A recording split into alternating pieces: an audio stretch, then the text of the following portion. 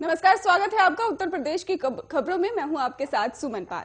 Corona और Omicron के खतरे के बीच देश के सबसे बड़े राज्य उत्तर प्रदेश में विधानसभा चुनाव की तारीख का चुनाव आयोग ने आज ऐलान कर दिया है। उत्तर प्रदेश में 403 विधानसभा सीटों पर इस 10 फरवरी से होगा मतदान और चुनाव आयोग की घोषणा के मुताबिक यूपी में 7 चरणों में चुनाव आयोजित किए जाएंगे। गौरतलब है कि इस साल उत्तर प्रदेश समेत 5 राज्यों में विधानसभा चुनाव होने हैं। कोविड नियमों का पालन करते हुए इन सभी राज्यों में चुनाव संपन्न कराए जाएंगे। और इसी के साथ ये भी बता दें आपको कि उत्तर प्रदेश की 17वीं विधानसभा का कार्यकाल 15 मई तक है। और अब आपको बता देते हैं कि कौन कौन सी तारीख पर कौन से चरण का चुनाव होगा। आपको बता दें कि 10 फरवरी को ही पहले चरण की वोटिंग और 14 फरवरी को दूसरा चरण, 20 को तीसरा और 23 को चौथा चरण और 27 फरवरी को 5वां चरण।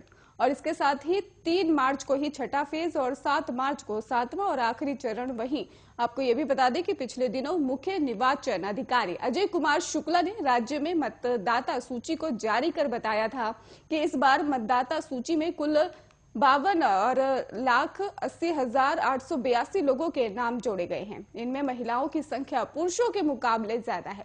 और इस साल नए मतदाताओं में भी 23,92,268 पुरुष मतदाता हैं। और जबकि महिला मतदाताओं की अगर बात की जाए तो उनकी संख्या 28,86,988 है। और वहीं 1,636 मतदाताओं ने ही खुद को थर्ड जेंडर के रूप में ही पंजीकृत कराया है। इन आंकड़ों के हिसाब से नए नामों में इस बार महिलाओं की संख्या पुरुषों के मुकाबले कहीं ज्यादा है।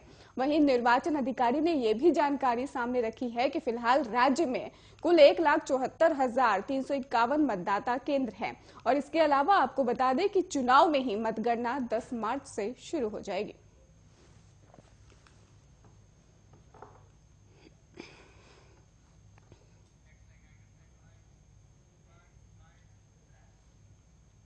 उत्तर प्रदेश में आगामी महीनों में विधानसभा के चुनाव होने हैं और इसी को लेकर ही राजनीतिक बहसों का भी दौर जारी है। इस बीच उत्तर प्रदेश के उप मुख्यमंत्री केशव प्रसाद मौर्य ने 2022 के विधानसभा चुनाव में नेतृत्व के सवाल पर अपने और मुख्यमंत्री योगी आदित्यनाथ के बीच दूरियों के सवाल पर जवाब दिया है। उप मुख्यमंत्री मौर्य ने कहा कि उनके और योगी आदित्यनाथ के बीच के संबंध इतने मजबूत हैं कि दुनिया की कोई भी ताकत उसे तोड़ नहीं सकती। ये बात केशव प्रसाद मौर्य ने एक कार्यक्रम के दौरान कही है। आपको बता दें कि 2017 में जब भारतीय जनता पार्टी ने मुख्यमंत्री पद के लिए योगी आदित्यनाथ के नाम का ऐलान किया, तब से केशव प्रसाद मौर्य और योगी आदित्यनाथ के बीच संबंधों की तलखी को लेकर ही अटकलें चलती रही हैं। इस बात को लेकर विपक्षी पार्टियां, खासतौर पर समाजवादी पार्टी ने कई बार बीजेपी पर निशाना साधा और कहा कि केशव प्रसाद मौर्य को दरकिनार कर योगी आदित्यनाथ को मुख्यमंत्री बना दिया गया, यह इनके साथ धोखा किया गया। आपको बता दें कि 2017 में ही विधानसभा चुनाव के दौरान भारतीय जनता पार्टी के ओबीसी वोटों में भी सेंध लगाने के लिए केशव प्रसाद मौर्य को बीजेपी का अध्यक्ष नियुक्त किया गया था और बाद में ही पार्टी के चुनाव जीतने के बाद उन्हें उप मुख्यमंत्री बनाया गया।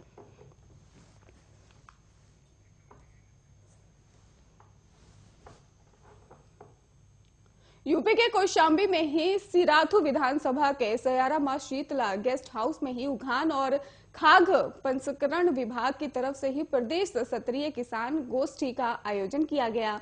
2 दिवसीय किसान गोष्ठी में ही डिप्टी सीएम केशव प्रसाद मौर्य बतौर मुख्य अतिथि के रूप में पहुंचे।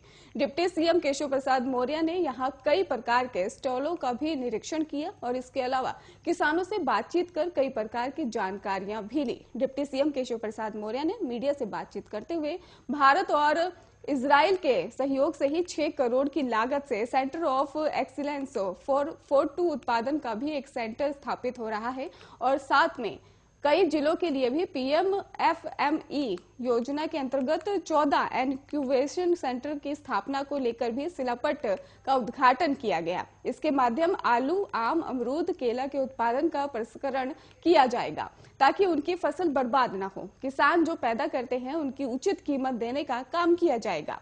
जो शिलापट रखे गए हैं वहां पर सारे केंद्र प्रारंभ होंगे और प्रदेश के लाखों किसानों को लाभ होगा। और बहुत बड़ी संख्या में जो लघु उद्यमी है, जो गांव के नमकीन आटा या फिर सरसों का तेल बना रहा है, लेकिन उनको पैकेजिंग की सुविधा नहीं है, उन्हें भी पैकेजिंग की सुविधा इन केंद्रों पर मिल पाएगी।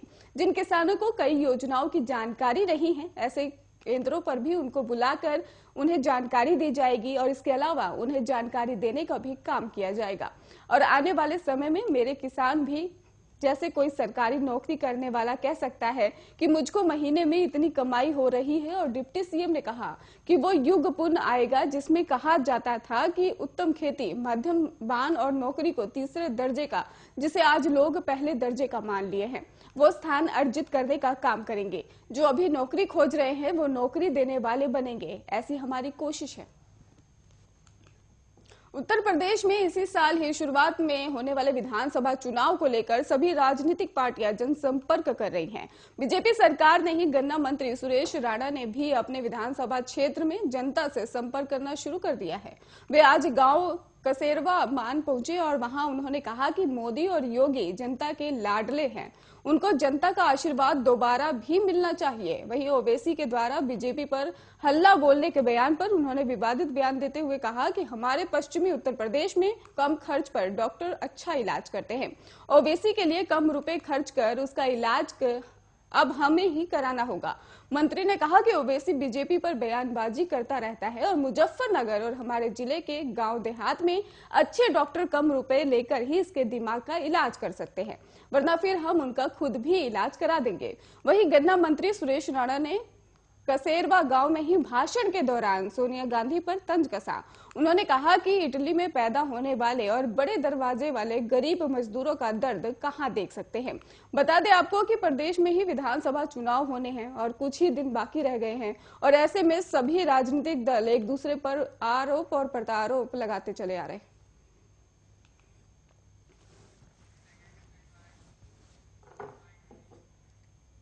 कोरोना को लेकर उत्तर प्रदेश से डराने वाली खबर सामने आई है। आपको बता दें कि यहाँ के सभी 75 जिलों में कोरोना ने अपने पैर पसार लिए हैं, यानी अब कोई भी ऐसा जिला नहीं बचा है जहाँ कोरोना ने अपने कदम ना रखे हों।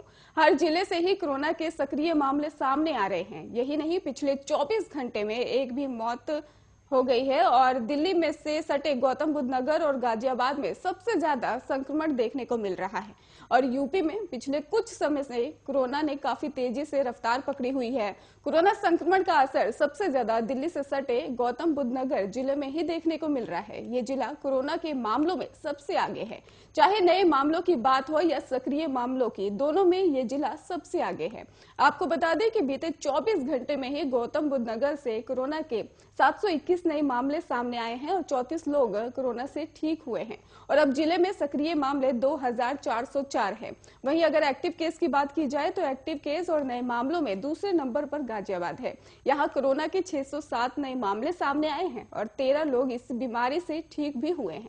सक्रिय मामलों की अगर बात की जाए तो 1767 है और जिस तीसरे नंबर पर आती है लखनऊ, जहां पर आपको बता दें कि 577 नए मामले सामने आए हैं और 1718 सक्रिय मामले हैं। वहीं मेरठ की बात करें तो मेरठ में भी 411 नए मामले के साथ ही चौथे नंबर पर है। यहाँ सक्रिय मामले 1207 हैं।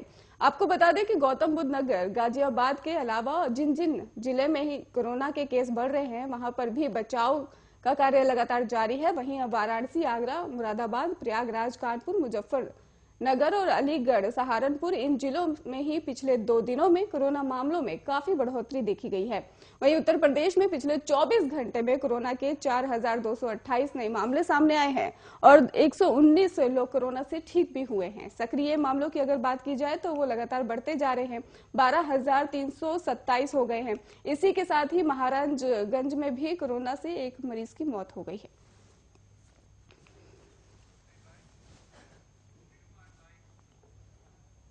विष्णु के छठे अवतार के रूप में पूजे जाने वाले भगवान परशुराम को हत्यारा बोलना बीएचयू अस्पताल के हृदय रोग विभाग के विभाग अध्यक्ष डॉक्टर ओम शंकर को भारी पड़ गया है। एक शिकायतकर्ता की शिकायत पर वाराणसी के लंका थाने में पुलिस ने डॉक्टर के खिलाफ अलग अलग धाराओं में एफआईआर दर्ज कर जांच शुरू कर दी है। गौरतलब है कि कुछ दिनों पहले बनारस बीएचयू हॉस्पिटल के डॉक्टर और हृदय रोग विभाग के विभाग अध्यक्ष डॉक्टर ओम शंकर ने अपने फेसबुक पोस्ट में ही परशुराम पर अपनी भड़ास निकालते उन्हें हत्यारा की संज्ञा दे दी थी। और जिस पर उनके खिलाफ शिकायत भी दर्ज कराई गई।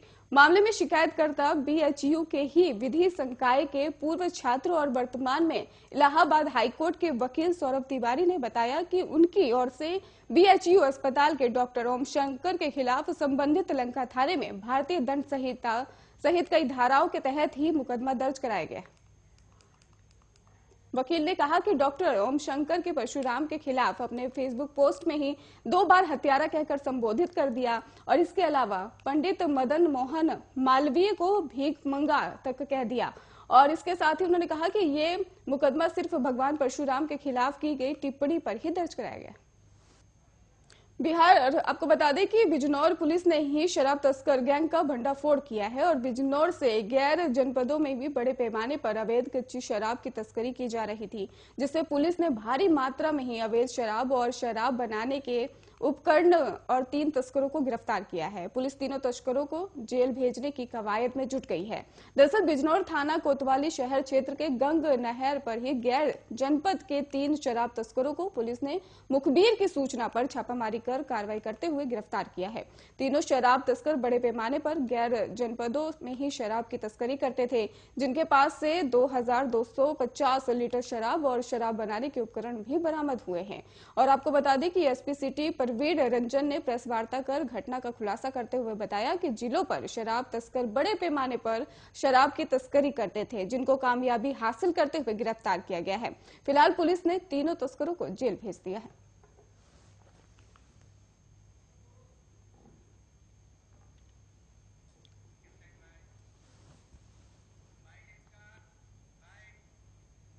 तो रोड पर नहर की पटरी पर एक टैंकर, एक स्विफ्ट डिजायर, एक इनोवा गाड़ी खड़ी थी। वहां 3 लोग कुछ कर रहे थे। एक टैंकर मिला जिसमें ईएनए की सप्लाई होती है। काशीपुर की आईजीएल कंपनी से ईएनए ले जाते हैं। ये देहरादून, हरिद्वार, काठमांडू, हरियाणा में कई जगह ले जाते हैं। घेराबंदी करके जब गिरफ्तारी की गई तो 3 लोग पकड़े गए। इन लोगों ने पूछताछ करने पे बताया कि राम सिंह के माध्यम से हम लोग पूरी डील करते हैं, राम सिंह से सप्लाई तय करते हैं। जो स्थान उत्तर प्रदेश के कई इलाकों में अक्सर देखा जाता है कि जमीनी विवाद को संघर्ष होता है। एक और जमीनी विवाद का संघर्ष देखने को मिला है यूपी के बुलंदशहर में। जमीनी विवाद को लेकर 2 पक्षों में खूनी संघर्ष देखने को मिला है और इसी खूनी संघर्ष में आधा दर्जन से ज्यादा लोग घायल हो गए और सभी घायलों को अस्पताल में भर्ती कराया गया है। सूचना पाते ही पुलिस मौके पर पहुंची और घायलों को नजदीकी अस्पताल में भर्ती करवाया। पुलिस ने पीड़ित का प्रार्थना पत्र लेकर आगे की कार्रवाई में जुट गई है। फिलहाल आपको बता दें कि ये पूरा मामला नरसेना थाना क्षेत्र के थाना गजरोला गांव का बताया जा रहा है।